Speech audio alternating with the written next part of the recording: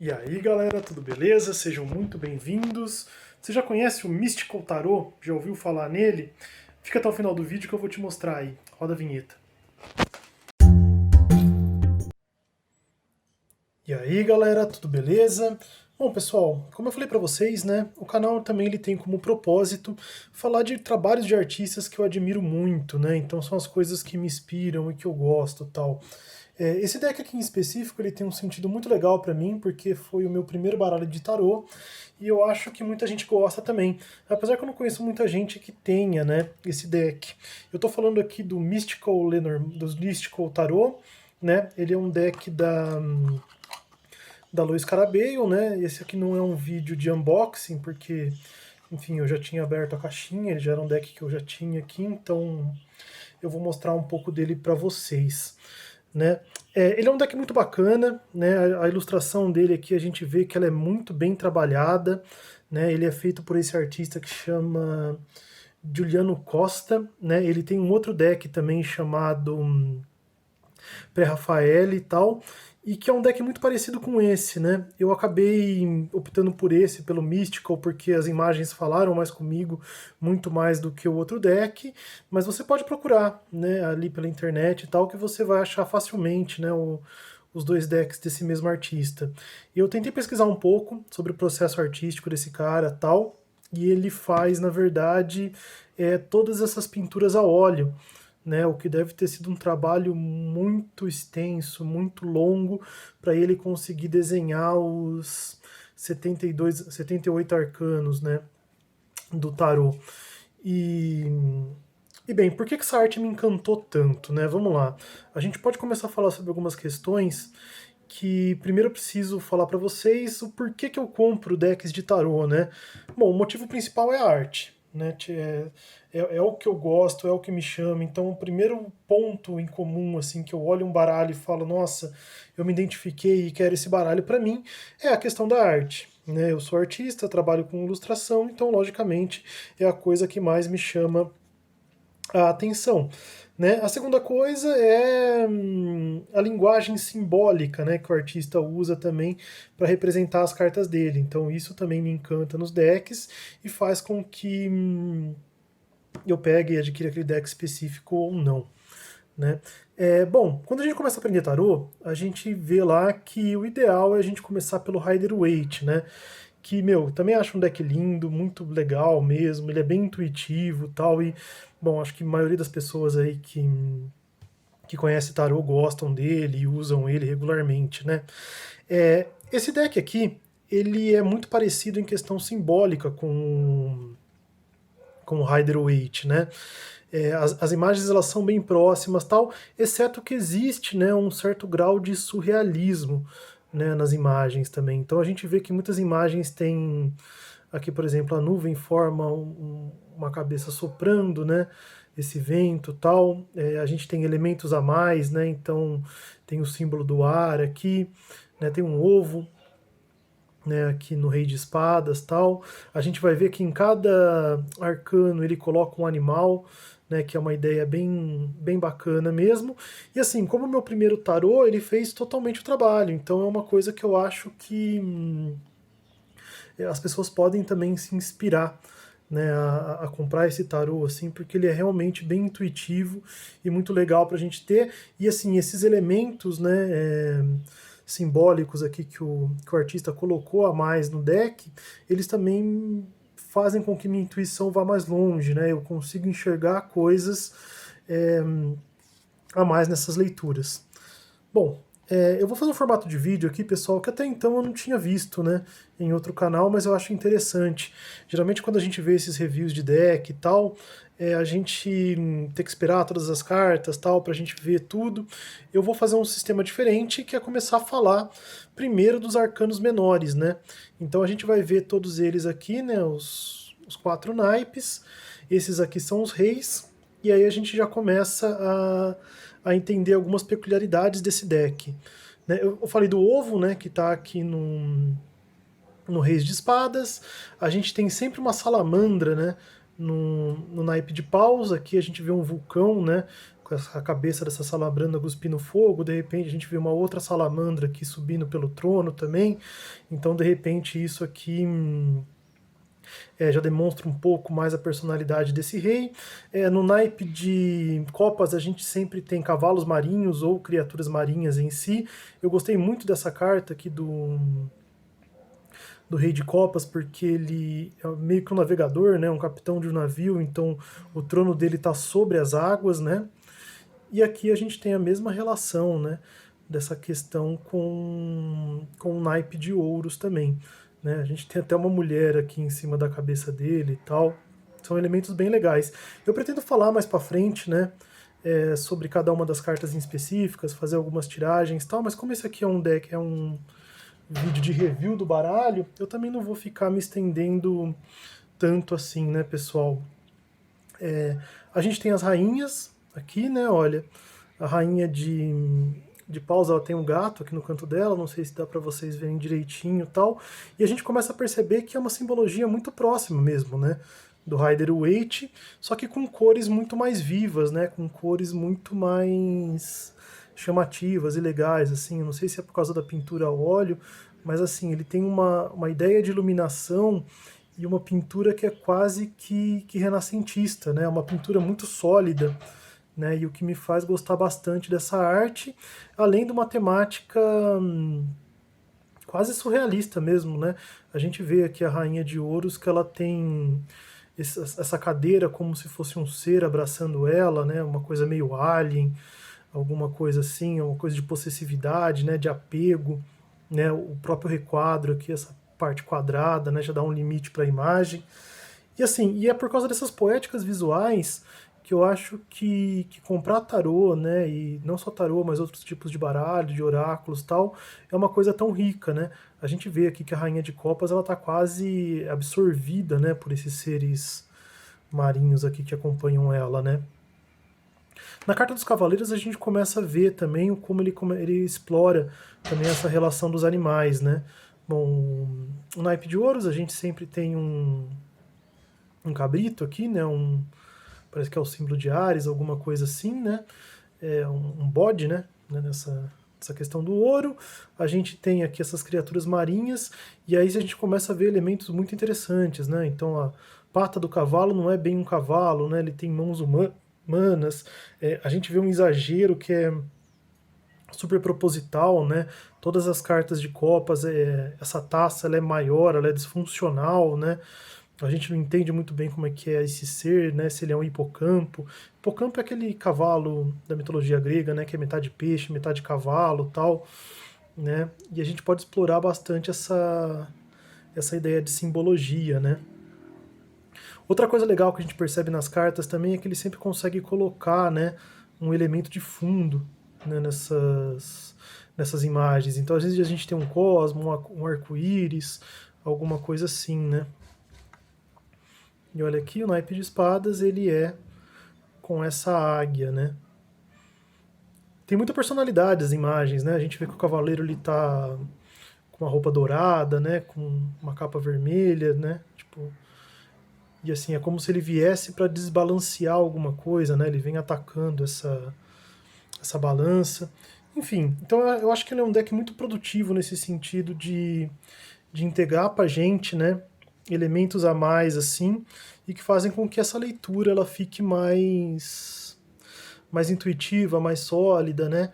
E isso me ajudou bastante, assim, ó, no meu aprendizado de tarô e tal. E ele é um deck que eu, enfim, acabo recomendando.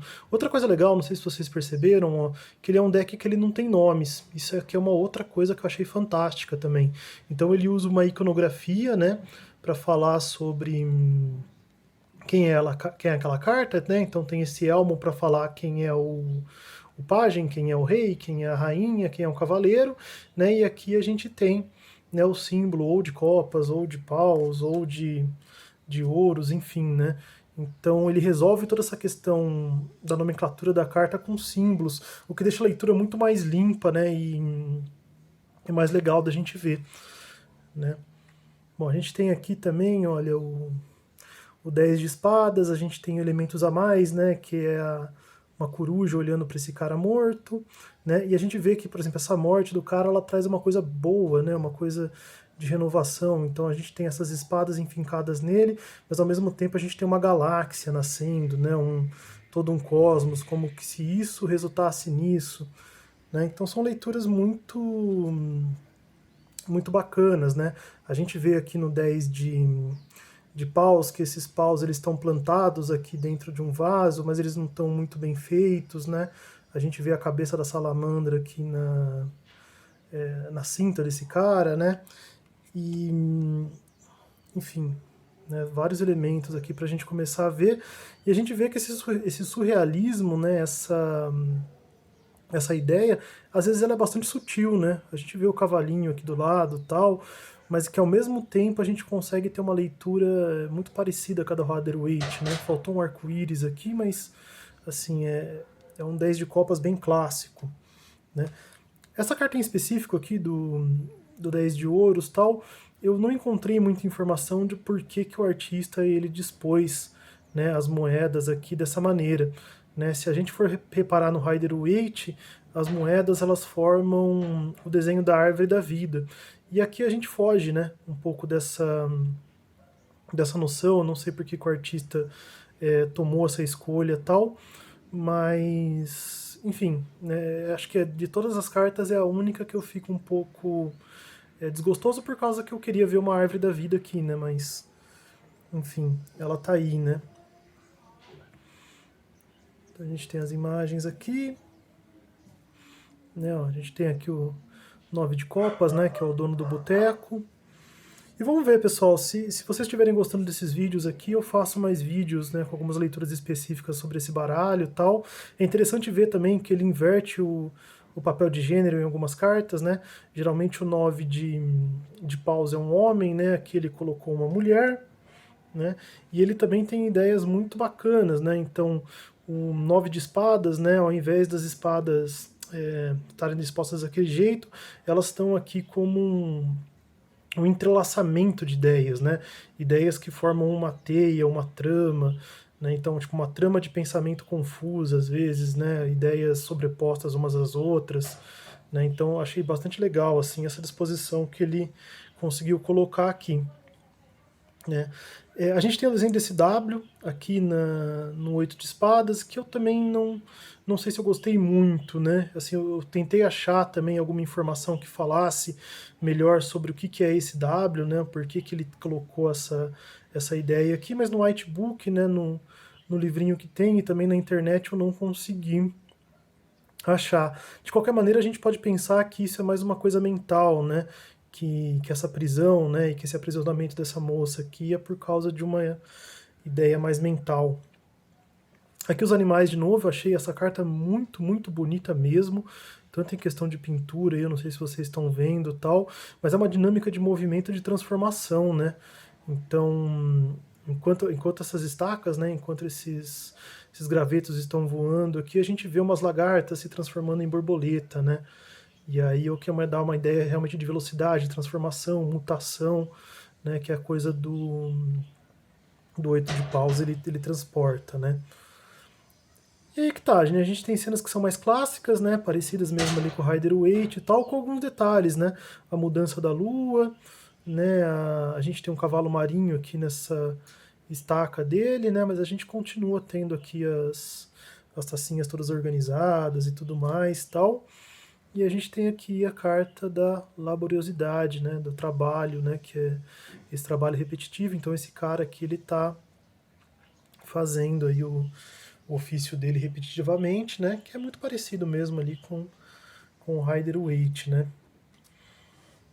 E aí, outra coisa muito bacana é que esse baralho também ele é engraçado, né? Então tem coisas que acontecem aqui que a gente vê enquanto esse cara tá olhando uma planta crescer e a outra ainda começou o desenvolvimento dela agora, a gente tem um outro observador aqui, né? Esse cabrito aqui, esse ser, esqueci o nome desse animal, desculpa, né? Que observa junto com ele e tal. E as expressões, assim, por elas serem meio renascentistas, assim, elas têm um certo grau, não de realismo. Tem um realismo na pintura, mas não na forma, né? o que passa a ser uma coisa muito, muito legal mesmo, né? E a gente vê, né, elementos assim bem diferentes do que a gente costuma ver, que passam uma ideia de que esse cara, a gente não sabe, torna essas ideias meio atemporais, né? A gente acha que essa pessoa aqui ela tá em outra realidade, né? Em outro universo em que esses animais, esses bichos aqui, eles passam a ser parte integrante desse universo. Ao mesmo tempo, as roupas elas têm uma confusão, né? Às vezes elas são de uma época, às vezes de outra. É, tipo assim, essa roupa aqui para mim parece uma jaqueta meio moderna. Então a gente tem muita brincadeira nesse sentido, né? O sete de paus, que é você se colocar um grau acima, né, para enfrentar os desafios, né, que estão aqui embaixo. A gente tem aqui esses raios lasers, esses foguetes saindo do céu também. Então assim, pessoal, é um deck que acho que eu paguei coisa aí de R$ 180. É um deck da Luiz Carabelho, que é uma qualidade assim muito, muito boa mesmo. Então vocês não vão se arrepender. Né? Ele tem uma simbologia clássica, ao mesmo tempo que ele inova em algumas coisas. Então, para você que está acostumado com o Rider-Waite, ele vai servir bem ao seu propósito. E, bom, se você seguir o meu caso, né, que também foi o meu primeiro deck, você também não vai ter dificuldade em estudar ele, porque você vai ter facilidade em fazer comparações de um baralho com o outro, né, dele com o Rider-Waite. Né? A gente vê que esse transportador aqui, né, esse barqueiro está carregando, né, essas pessoas aqui para um novo patamar, né, para um cosmos. Né? Ele tem esses elementos de fundo que ajudam a gente também aí a ter outras leituras. Né? Então, por exemplo, como esses paraquedas, né, esse universo fantástico, a gente tem um planeta aqui. Né? Algumas cartas elas fogem um pouquinho, mas não tanto, né? Então, geralmente a gente vê os cinco de paus como uma competição ali entre uma galera, né? Mas que eles estão meio que brigando e tal. Aqui a gente vê, parece que é uma competição esportiva, né? A gente pensa, sei lá, aqueles nadadores vintage, alguma coisa assim e tal. E que tem um entre eles que se destaca, né? O cara tem até um bigode aqui, ele é um pouco mais alto tal, tá numa figura central olhando pra gente, né? Passa aquela ideia de uma competição mais saudável, né? E assim, se você ficar. Você tem que gostar um pouco dessa temática, né? E você tem que gostar um pouco desse surrealismo, eu acho que para gostar desse deck também, senão você não vai conseguir se identificar muito com ele. Né? Então a gente vê um cara vestido aqui com uma roupa estranha, que é um cavalo marinho, mas ao mesmo tempo a gente vê um cavalo marinho nas constelações ali, né? Como se aquele cara quisesse chegar lá, mas a vida dele é diferente daquilo, né? A gente tem alguns elementos que eles parecem ser fortes assim, mas eu gostei muito também, que é o fato dessa moça não ter um pé, né? Ela também não tem uma mão, né? Ela anda com essas muletas aqui e tal. Né? E aí vamos lá, né? Para imagens que são bem mais clássicas mesmo, né? Bem mais próximas ali do que a gente tem no Rider-Waite. Né? A gente tem uma ideia aqui do quatro de paus, né? Como sendo uma questão mais cerimonial, parece, né? A ideia aqui de que esses dois estão se casando, né? E isso aqui é um ritual, uma cerimônia, né? Alguma coisa desse tipo, né? A gente continua tendo elementos, né? Como as borboletas aqui. Esse cavaleiro ele está sendo bem abençoado por esse anjo, então é como se isso aqui fosse o sono dos justos, né? E aí essa carta aqui eu realmente adorei, né? Bom, ela tem esses três pássaros aqui, né, uma coisa que é bem legal, ela continua tendo as borboletas nessa questão de transformação, mas é como a gente tem três espadas enfincadas na cabeça, né, como se fossem ideias que são postas na nossa mente ou que se enfincam na nossa cabeça, né. Eu achei isso aqui muito legal, tal, dele transformar o coração aqui, manter a ideia do coração, né, mas transformar o coração numa questão mais mental, que é a questão do naipe de espadas, né. Tem coisas muito bonitinhas, né, meu? Eu acho esse lagartinho aqui que eles desenham também muito, muito legal, né? Aqui é bem classicão mesmo, né? Parece realmente, assim, vários decks a gente vê essa figura das três graças. E de novo, né, ó, A gente tem essas 3 graças, mas esses copos, né, essas taças, eles passam a ser um pouco disfuncionais, né, dentro de tudo isso e tal. Mas a gente tem aqui uma colheita aqui no chão e tudo mais. A gente tem a ideia também aqui do trabalho que ele é observado, ou trabalho em conjunto, né, enquanto você trabalha, existem pessoas ditando, né, a sua... Ditando não, né, mas assim, te auxiliando, né, com outra parte, assim, do trabalho, você é supervisionado por isso, né. A gente tem a carta do malabarista aqui, né. Essa carta aqui do 2 de copas eu gostei muito porque ele representou meio que 3 crianças, né, até o leão ele tem um aspecto um pouco mais infantil, inocente, né? Talvez tenha sido essa a ideia do artista tal. E a gente vê, né? Toda essa indumentária louca aqui, que tem uma espécie de um polvo nos ombros dele, ele usa essa bota super estranha aqui para a época que ele possivelmente está vivendo, né? A gente vê que um deles é um pouco mais nobre, né? Por causa da coroa aqui de louros, né? E a outra menina já tem flores na cabeça, né? E ele brinca bastante com essa ideia de chapéus em várias cartas, né? Então aqui, por exemplo, né, a gente tem uma águia, né, no chapéu desse cara, acho que mostrando alguma coisa mais visionária dele, né? A gente tem aqui o 2 de espadas, ela sentada dentro de um ovo, com a constelação de Gêmeos aqui em cima. E não dá para falar de todos os detalhes, viu, pessoal? Então é um deck que vocês vão comprar aí para vocês e tal, e vocês vão começar a reparar, né, muitas coisas neles, assim, elementos que vão te levar a outras leituras, né? Então, por exemplo, a gente tem aqui no naipe de espadas, né, uma espada coroada, mas essa espada ela também tem uma face, né, ela tem uma personalidade. A gente vê uma gaivota, né, uma águia, águia não, desculpa, uma cegonha aqui do lado. A gente vê um verde, depois vê uma folha seca. Então, enfim, né, pessoal, eu acho que eu já consegui falar para vocês aí o quanto que eu gosto desse deck, assim, o quanto que eu acho ele realmente bacana, né? Principalmente nesse formato das nuvens aqui. E tem muita coisa para se falar mesmo, né? E não dá tempo de falar tudo num único vídeo, né? Eu não quero que esse vídeo seja muito longo, né? Eu vou falar um pouco agora rapidinho sobre os arcanos maiores, né? O que também mereceria um vídeo à parte, mas assim, como é um vídeo de apresentação, né? A gente vai falando aqui. É a imagem clássica do louco, né? Então ele tá aqui carregando a bagagem dele, tá com uma flor, tá com um cachorrinho. Aqui embaixo, né, a gente vê uma caveira, né? Vê como se fosse uma espécie de sombra dele. A gente tem observadores que a gente não entende se são gatos ou corujas, né? O mago aqui que domina os elementos, né? Ele tá com uma figura de sabedoria, né? Que é a coruja na cabeça, ao mesmo tempo ele tem esses 3 gatos, né? Tem essa bolinha escondida aqui, né? Que a gente vê depois aqui na carta da sacerdotisa, né? A sacerdotisa tem o Yin e o Yang aqui, acho que mostrando, né? Essa simbologia clássica também do Rider-Waite, mas de uma outra maneira, né? Dessa união de opostos e de como que ela é dona de todos os segredos. Né? A carta da Imperatriz, ela é bastante clássica também, ela tem o escudo de Vênus, né? A gente tem aqui a ideia do imperador, e olha que legal, né? Enquanto a imperatriz ela tem um triângulo no trono dela, né? O imperador tem um quadrado, né? Isso é uma coisa para a gente pensar também bacana, né? A carta do Hierofante, né? Tá sempre vigilante aqui, ele ensina esses 2 aprendizes deles. A gente tem uma pomba com asas abertas, uma pomba com asas fechadas, a gente tem 2 rostos, né? Sempre mostrando aqui essa diferença dos pilares, né? E assim, ele tem um cajado muito parecido também com o Rider-Waite, né? Com aquelas três etapas. Eles pegam um pouco da mitologia bíblica também, né? Porque a gente vê aqui a árvore do conhecimento e a árvore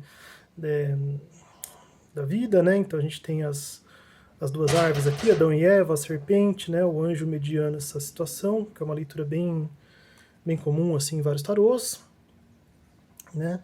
A gente tem a carta do carro, né, que não são as esfinges, né, são os cavalos, mas assim, enfim.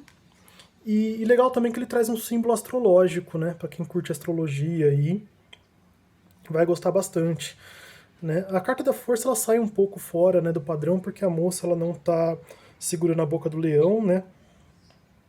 Mas enfim, eu gostei bastante também, porque ela tá jogando essas flores, e ao mesmo tempo ela tem flores na cabeça, e tem penas de pavão, né? O que pode. Pavão é muito relacionado com a vigilância, né? E aí tem uma carta que é linda, que é essa carta do Eremita, que tem bastante detalhes e tal, né? Não vou falar de tudo aí para vocês terem também um pouco de percepção aí quando vocês comprarem um deck, né? Essa é a minha carta preferida.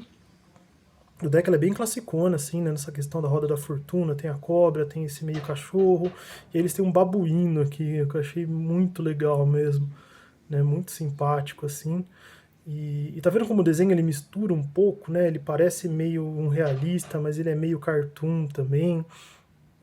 E ao mesmo tempo é um deck clássico, mas que traz coisas pra gente, né?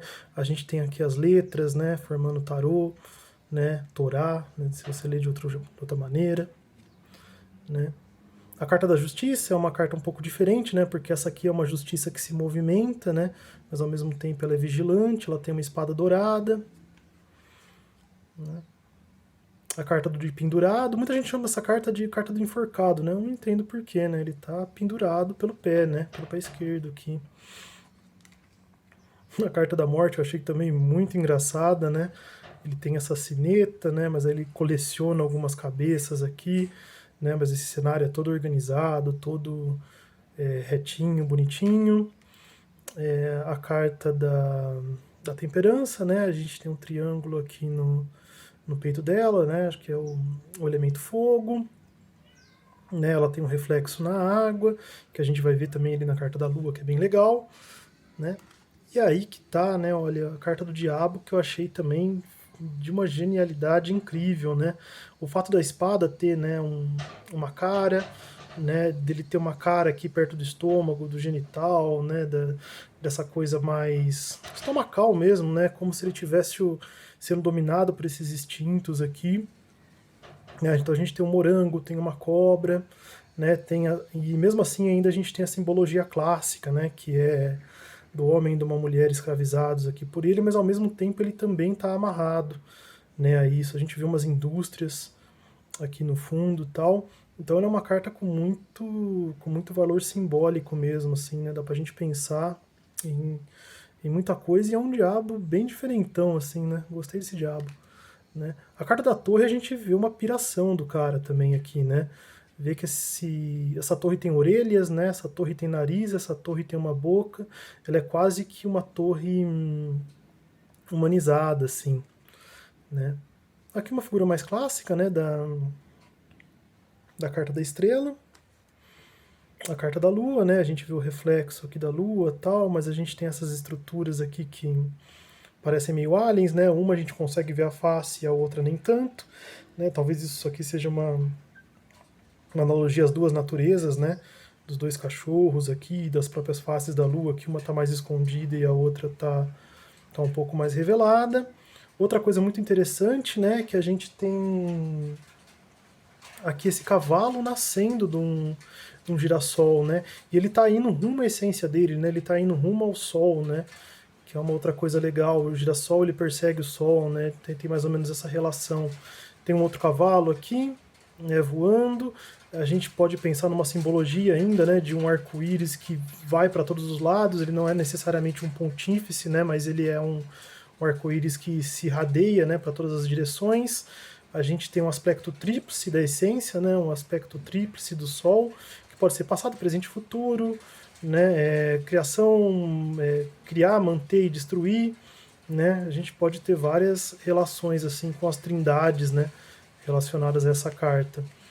Outra mais classicona, né, que acaba sendo aqui a carta do julgamento, né, que é bem próxima aí ao anjo tocando as trombetas e as pessoas acordando, e a carta do mundo também aí, né, representa algo mais classicão.